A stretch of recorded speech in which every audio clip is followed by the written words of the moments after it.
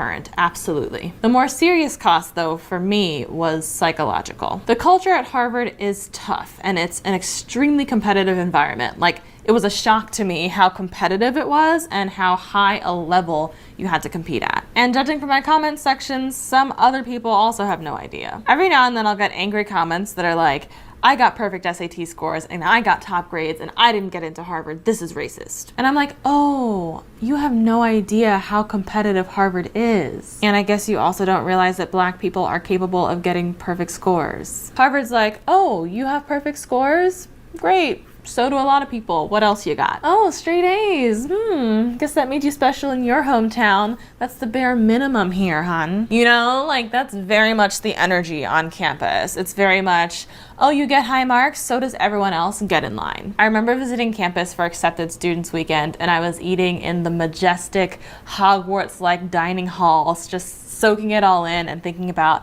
how fortunate I was to be here at this fabled school with all this elite status. And I asked the girl sitting across from me as a conversation starter, did you ever think that you would get into Harvard? And she said, well, the valedictorian from my school usually gets in, so.